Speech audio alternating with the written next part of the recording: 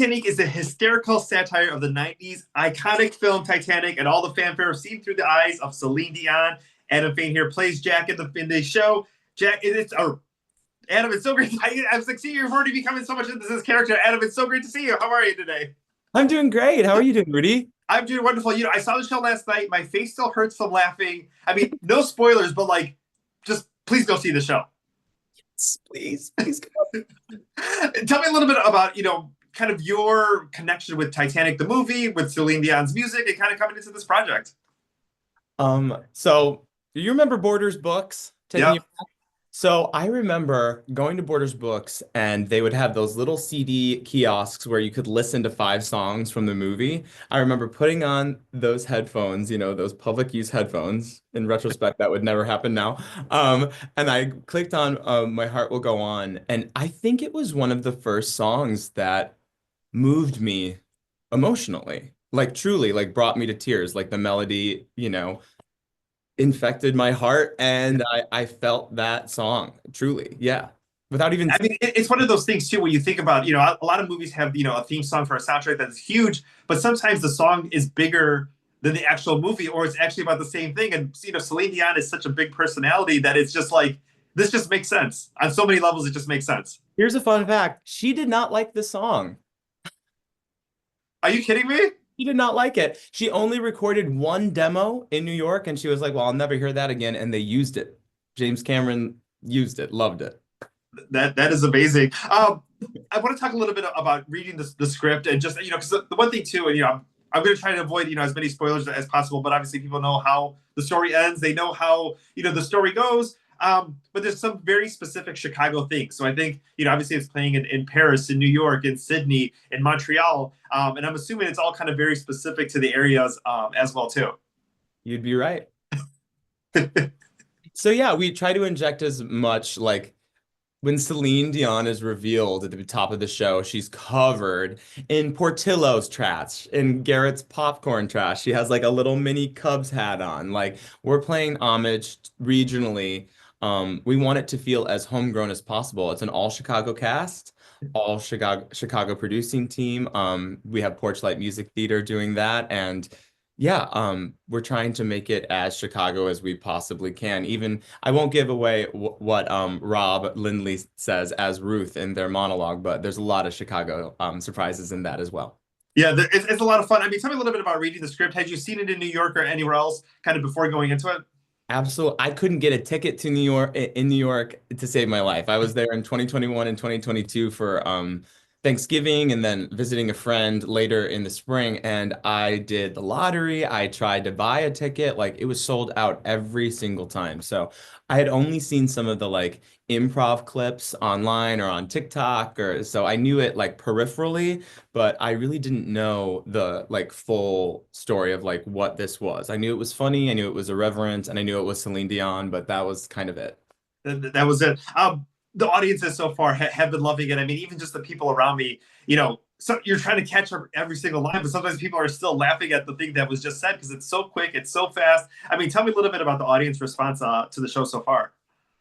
I mean, they're out of control. I mean, we've added 5 minutes to the show holding for laughs. So, Okay. you can prepare as much as you can, but eventually in rehearsal, everyone kind of has joke fatigue. They've heard them so many times that they stop reacting to them in real time to give us what we need. So those first couple previews, it was like a rock concert. I had never felt that before, really, truly. Yeah, and it's infectious and it's just a joy bomb. And it's interesting to hear what pop culture references land on different nights, or, the matinee crowd, which is a little older, what they appreciate, or what, on Thursday night and Saturday night, what the younger crowds are into. Yeah. So that's been really fun to figure out that balance. And the thing I love too is that, obviously, with some shows they're just kind of they're set and they don't change. And sometimes the jokes feel outdated because it may be a certain time and place. But with this, it's you get very much the references from the movie, but there's some that are very, I'm not going to spoil anything, but there's some that are very, very fresh that I was like howling in my seat that it was put into the show. That's all I'm going to say. Yeah, oh, yeah, we might have like a White Lotus reference here or there, something a little contemporary, but that gives us something to look forward to as well. Like there's an improv section in the show where Celine Dion is narrating and it's about Jack and Rose and we don't know what she's gonna say every night. So it's fresh to us and it's fresh to the audience. And yeah, it's fun. I mean, we get to lip sync to Celine Dion telling a silly story. Like it's a dream come true. It is definitely a dream come true. Maya Rowe, who plays Rose in the show, did you watch the movie together? Did tell me a little bit about the prep work that you got to to bring Jack and Rose out to the stage?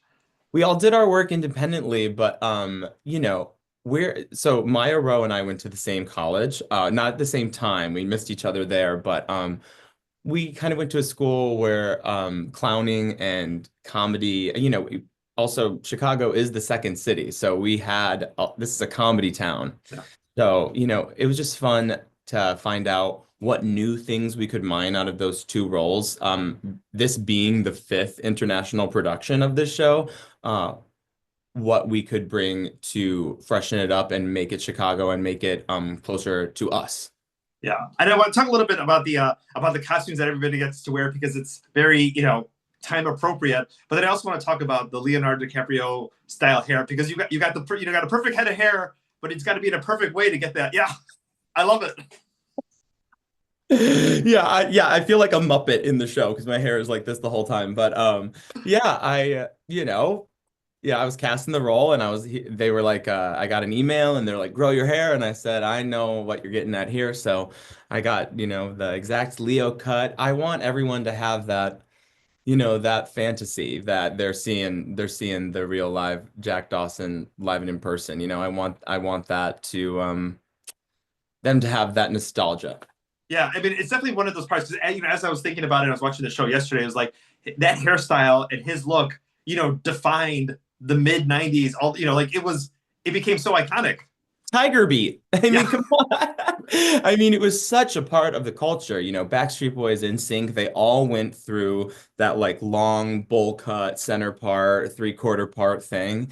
And so yeah, and it's coming back. It's back in vogue, which is, style and fashion is so cyclical that we're returning to the 70s now and we're bringing the 80s back. So it's like it was bound to come back, but I'm glad that people can, live their late 90s Y2K fantasy with this show. yeah. I mean, obviously back then I could grow it out. Now, not so much. But I can live vicariously through my old photos or something like that, right? Yeah, you can take a trip to Turkey and figure it out. Over there. Oh, exactly. A wonderful cast. I mean, talk a little bit about this, teaming up between, Porchlight and Broadway in Chicago and kind of bringing this, production to life. Yeah, it's an all Chicago cast, which Porchlight was really set on.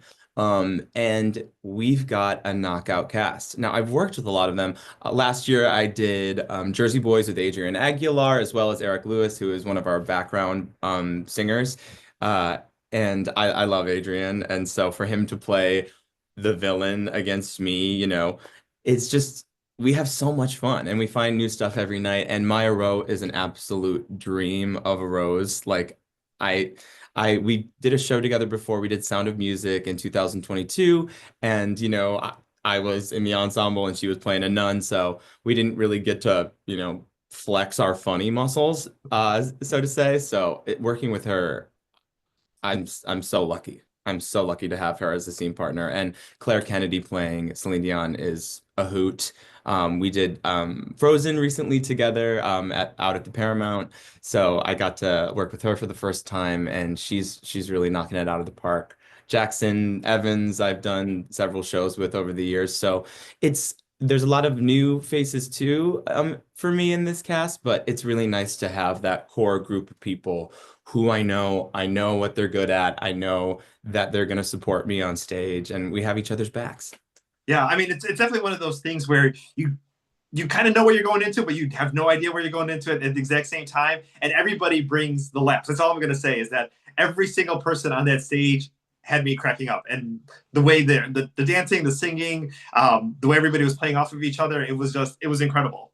Yeah, it's a knockout cast. And I think, the part we all enjoy doing it together, and we hope that the audience can see that. And we want that joy to spill into the audience, and we want the audience to leave with that joy because I think we need that now more than ever, Yeah. is laugh and to feel like just silly happiness and all the references, all the pop culture references. I think there's something for everyone, and Yeah. it really brings them in so that they feel like a part of it. They're like, oh, I know that. I know that. That's, I know that reference. And it brings them into the story a little bit more. And also, too, I don't know if you can answer this or not. Obviously, you think Celine Dion, you think the movie, you think Leonardo DiCaprio, but also, this is part of a Britney Spears music video where she drops. And I feel like I heard not a song, but I heard a little bit of like a nod to that moment in the show. Just a little A bit, little. just a little bit. Maybe Cal gives you a taste of a. He gave me a little taste. I was waiting for that moment, and I was pleasantly surprised. That's all I'm gonna say. Yeah, no, Adrian delivers on that. He didn't know what the reference was before we started, but we educated him really quick. Yeah, I would tell you during Pride Month, everyone's gonna know that reference. Period. Yeah. So, well, they're gonna know. I mean, there's a full lip sync for your life boats. Okay. Like that is, I think June is going to be a very important Yeah. month for Titanique. Yeah, I'm gonna buy a ticket every single day of the month. That's all I just know. I just need to be there. That's all I know is I need to be there every single day of the month. Please, please, we are happy to have you. Bring your friends, bring your family. Wonderful. Well, Adam, thank you so much for your time today. Go ahead and check out Titanique. It's here through July 13th at the Broadway Playhouse, 175 East Chestnut, BroadwayChicago.com for those tickets. And we'll see you. Of course, I'm going to come back every day in June. I will see you very, very soon.